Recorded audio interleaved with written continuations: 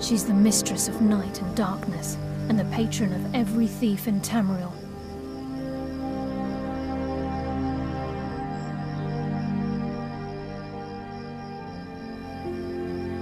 Nocturnal isn't one for worship and reverence. There are no priests and no sermons, no services, and no alms. She influences our luck, and in return, demands payment. You're closer to understanding than you realize. The only difference is she doesn't demand payment in the traditional sense, and sometimes the cost can be quite high. Whether you know it or not, Nocturnal dictates how well we perform as rogues.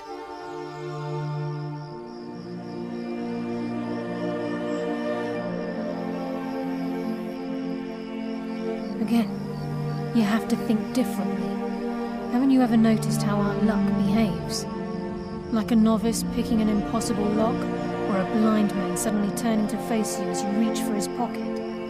It's through these subtle means that Nocturnal influences us. Nocturnal's whim is the greatest mystery to everyone. There have been volumes written on the subject. Does she exact payment when we die? When we suffer, does she revel in our misery? No one knows. The return certainly seems worth the risk, though. From the moment you were struck with my poisoned arrow at Snowvale Sanctum, my path changed its course. Perhaps I couldn't bring Mercer back alive, but together, we were able to clear my name and to put Gallus's memory to rest. I'd always intended Mercer's fate to ultimately be decided by the Guild, and it seems they've spoken. It's my hope that you will, yes. This way, please. I'm just as puzzled as you, lad.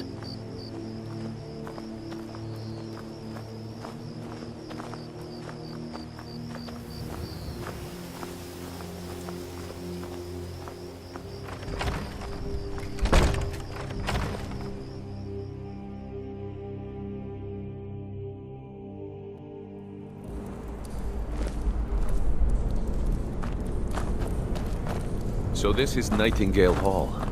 I heard about this place when I joined the Guild, but I never believed it existed.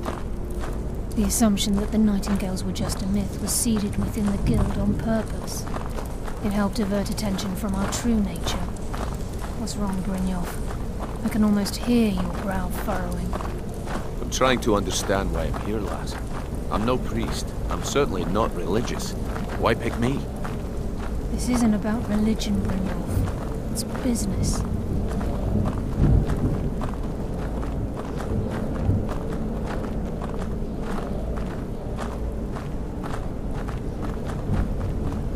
This is Nightingale Hall. You're the first of the uninitiated to set foot inside in over a century.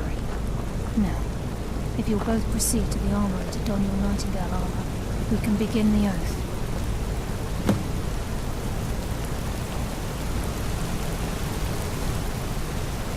I think we should trust the lass and take the deal.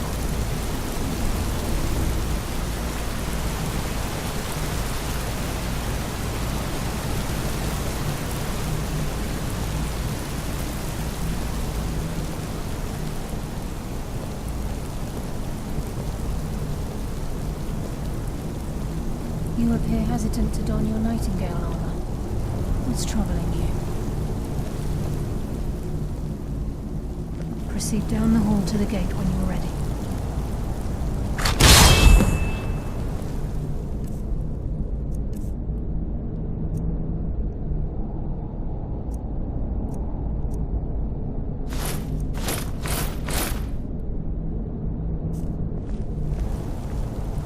This is enough to make your head spin, eh? You appear ready for the oath. Time's wasting, and Mercer's still out there. Let's get this show on the road.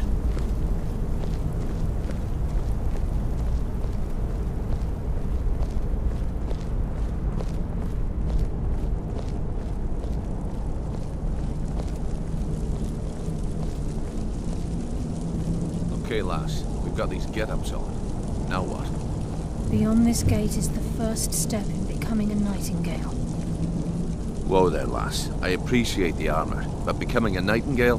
That was never discussed. To hold any hope of defeating Mercer, we must have Nocturnal at our backs. If she's to accept you as one of her own, an arrangement must be struck. What sort of arrangement? I need to know the terms. The terms are quite simple, Brynjolf. Nocturnal will allow you to become a Nightingale and use your abilities for whatever you wish. And in return, both in life and in death, you must serve as a guardian of the Twilight Sepulchre. Aye, there's always a catch. But at this point, I suppose there isn't much to lose. If it means the end of Mercer Frey, you can count me in. What about you? Are you ready to transact the oath with Nocturnal? By transacting the oath with Nocturnal, you're entering into a business deal. You'll be provided all of the power and knowledge befitting a Nightingale. You're free to use those powers as you see fit, to further your own goals, or the goals of the Thieves' Guild.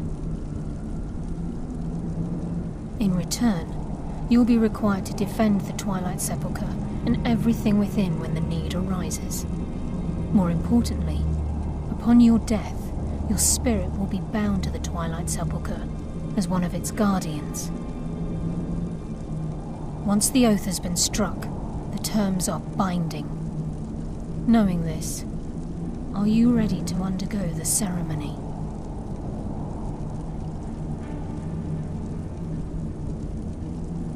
Good. After I open the gate, please stand on the western circle. Time's wasting, and Mercer's still out there. Let's get this show on the road.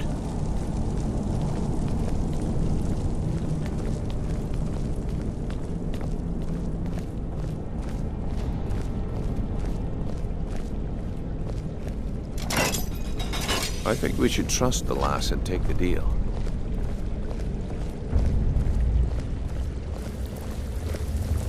Time's wasting, and Mercer's still out there.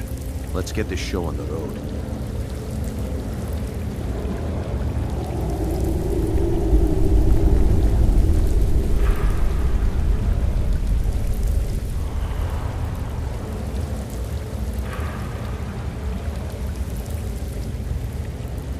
I call upon you, Lady Nocturnal, Queen of Murk and Empress of Shadow.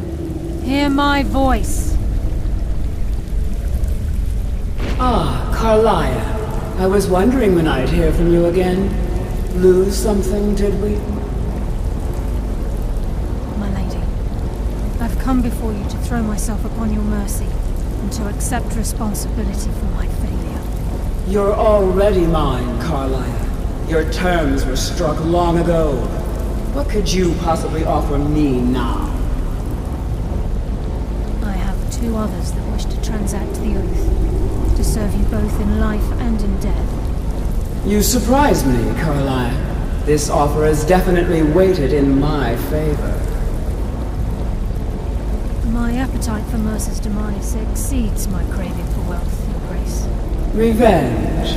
How interesting. Very well. The conditions are acceptable. You may proceed. Lady Nocturnal, we accept your terms. We dedicate ourselves to you as both your avengers and your sentinels. We will honor our agreement in this life and the next until your conditions have been met. Very well. I name your initiates Nightingale, and I restore your status to the same, Karliah. And in the future, I'd suggest you refrain from disappointing me again.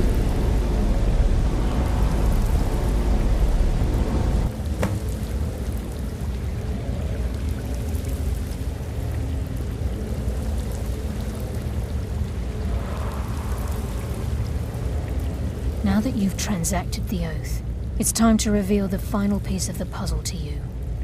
Mercer's true crime.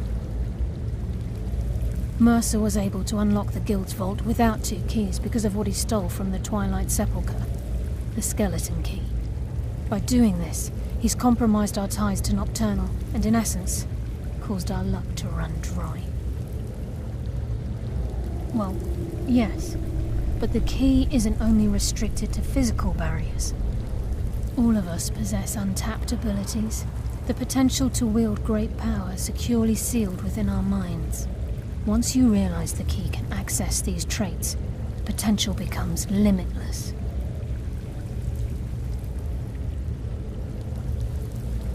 Good. Then you understand why this is about more than just Mercer's lust for power. If the key isn't returned to its lock in the Twilight Sepulchre, things will never be the same for the Guild. As time passed, our luck would diminish to the point of non-existence, and whether you know it or not, our uncanny luck defines our trade. Very true. In our line of work, it's quite rare we set out to return a stolen item to its rightful owner. Before we depart, Brynjolf has some business to discuss. I suggest you listen to him. Listen, lad. There's one last piece of business we need to settle before we go after Mercer. The leadership of the Guild. Listen, lad. There's one last piece of business we need to settle before we go after Mercer. The leadership of the Guild.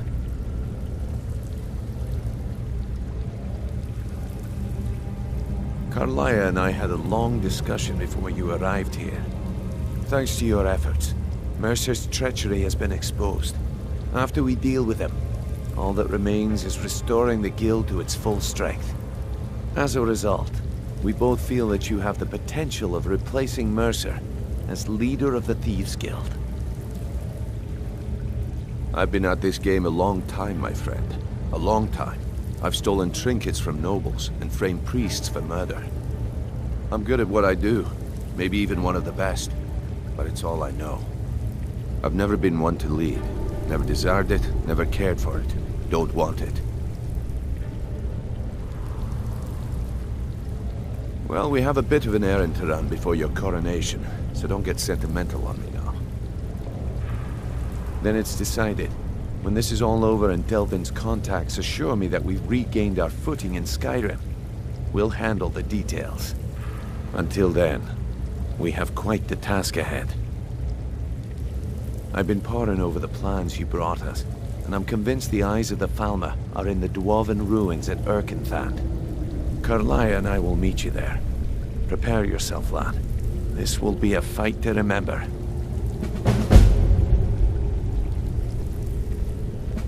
If you would have asked me that yesterday, I'd have said no, but now I think our chances have improved. Look, call me crazy if you like, but I trust Karliah. I don't think she'd lead us down a suicidal path. Besides, I'd rather die with some of Mercer's blood on my blade than spend the rest of my life regretting that I ran the other way. Aye, and some of what Karliah said is starting to make sense. Mercer may have damaged our reputation and raided our coffers, but this goes well beyond even his twisted form of larceny. Old Delvin kept calling it a curse, and we all laughed at him. Looks like the joke's on us. Until next we meet, lad.